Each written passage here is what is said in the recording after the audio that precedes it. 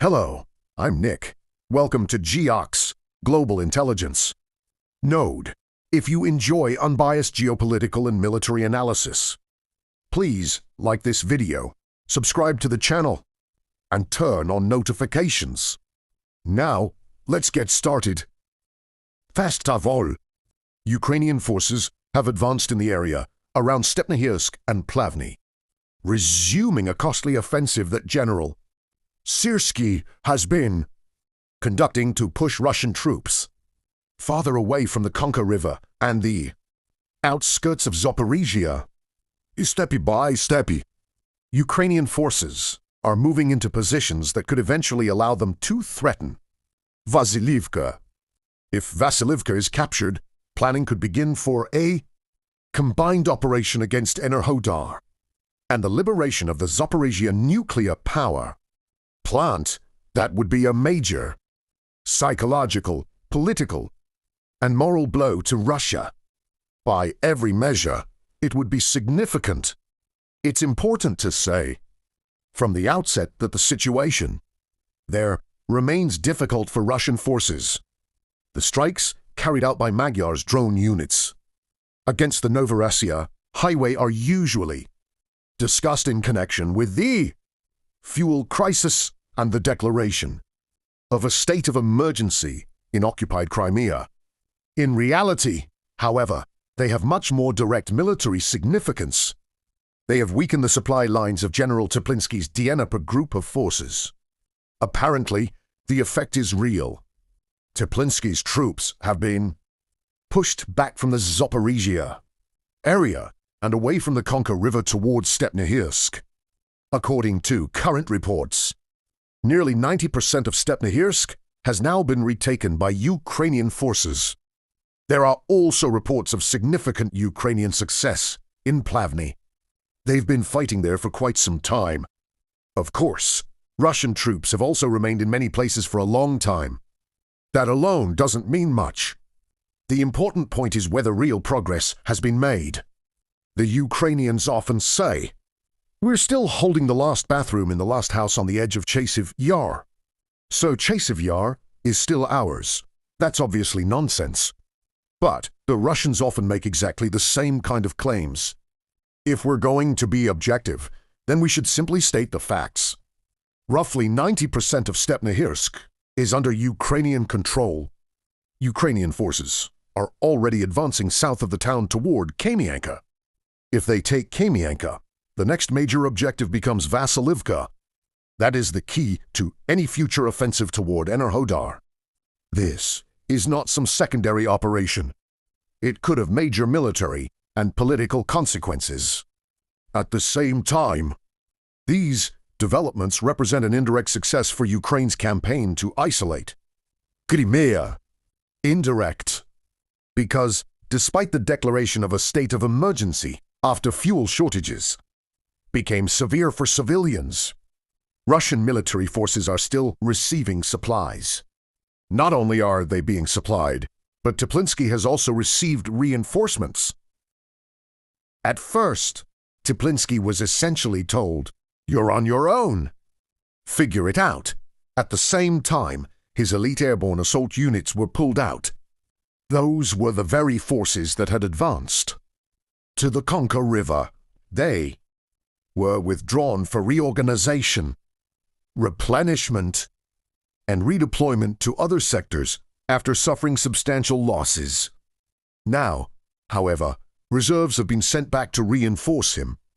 That suggests the Russians are preparing to halt the Ukrainian advance and, if possible, push Ukrainian forces back toward the Konka River. We'll have to see how that develops. What appears to be taking shape is a major battle along the shores of the former Kakhovka-Hezhevois. Meanwhile, the situation in Crimea is genuinely very difficult. But let's avoid both triumphalism and despair. I simply want to ask my Ukrainian viewers one question. Are you ready to surrender to Russia? After all, your cities are bombed every single day. Entire areas are being devastated. Your situation is far more severe than anything happening in Crimea. So what if another oil refinery burns in Moscow? Ukraine has already lost almost all of its major industrial facilities. Much of the country's industrial base has been destroyed. Eastern Ukraine is burning. Around 150 gas stations have reportedly been destroyed over roughly the past 10 to 15 days.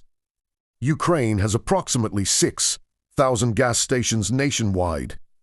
But the important point is that Russia has now shifted towards systematically targeting individual fuel stations.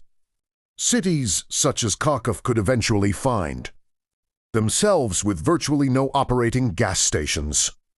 Another example is the city of Trostianets. According to reports, not a single gas station remains operational there.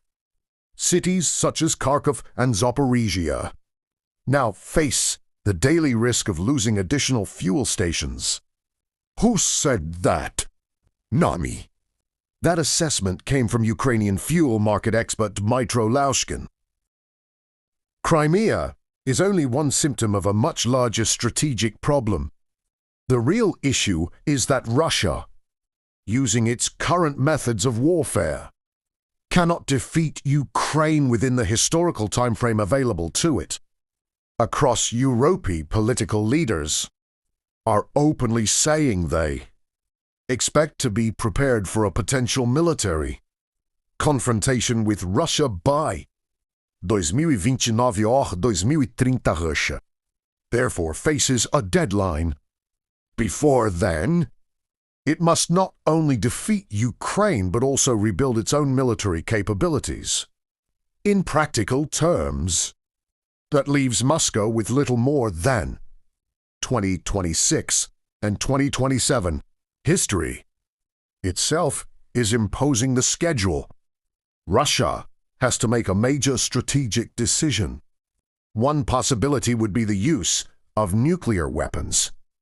We've discussed that scenario during previous live streams. The probability is not zero. Thankfully, it remains relatively low. Even so, we are moving dangerously close to what strategic doctrine describes as the nuclear threshold. By every classification, this is an extremely dangerous phase. The far more likely scenario, however, is a nationwide mobilization.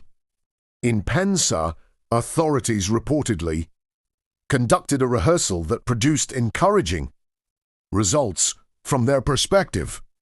It appears they've concluded that people will report when called. A similar exercise reportedly took place in Moscow on the 25th, where internet access was temporarily shut down. At least, that's what has been reported. If you're watching from Moscow, let me know whether your internet service was actually cut off. I know exactly what an internet blackout looks like. In Saratov, it has happened repeatedly. Don't assume this is some special experiment aimed only at Moscow. The technology has already been tested elsewhere. In places like Saratov, they simply shut down the internet completely. Everything stops. Zeit. No messaging services. No VPN can help, because there is simply no connection left to bypass. Naturally, that creates enormous disruption. In my view, that too is part of the preparations for a future mobilization. When mobilization is officially announced, internet access will likely be shut down across the entire country. That is the direction things are moving. Everything is already being calculated. Numbers, quotas, expected outcomes. The discussions are already underway within Putin's inner circle. The scale being considered is enormous. In order to defeat Ukraine, Russia would need roughly 3 million mobilized personnel. That is the scale of the problem as it is being discussed internally. And the campaign, from their perspective, must be completed within a relatively short historical window. Again, 2026 or 2027 at the latest. Everything is expected to be concluded by 2027 to achieve that. A large-scale mobilization is unavoidable. But at the same time, they are not stupid. These are intelligence professionals. They understand that an immediate mass mobilization would provoke a direct and rapid response from the West, potentially including counter-mobilization. So, instead of one massive wave, they will likely proceed in stages. They will cut the tail off the cat piece by piece. First, 500,000, then perhaps 1 million, and then additional waves will follow continuously, steppy by steppy, until the required 3 million is reached. Even the first wave 500,000 troops deployed along the front from Kharkiv to the Belarus border would already create serious problems for Ukraine. Subsequent waves would likely move through Belarus. You can take that as a given. This represents a significant escalation. Meanwhile, combat operations continue along the front. There are still reports of heavy fighting in Kostyantynivka. Russian forces continue attempts to secure the area. They are advancing toward Alexeyevdrushkivka. But the situation there is complex. What we are really seeing is a continuous urbanized zone. From Kostyantynivka to Sloviansk, it is essentially a single chain of built-up settlements. The transition from one town to another is almost seamless. There are gaps, open areas of 5 or 6 kilometers in places. But overall, it is a continuous urban landscape. That makes any advance extremely difficult. This will not be a rapid breakthrough. It will resemble the battle scene in Chasev Yar or Pokrovsk. Certain strong points will be held to the very end because the terrain allows it. These are going to be long, grinding battles.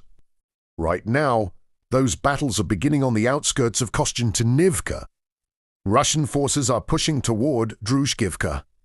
However, since they have not yet completed the elimination of Ukrainian positions in their rear areas, the advance is slow. There are also ongoing clashes near Ryalexandrivka. We will not see significant conclusions there until key elevated positions are taken.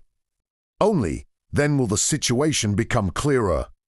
For now, the most important developments are coming from Lyman.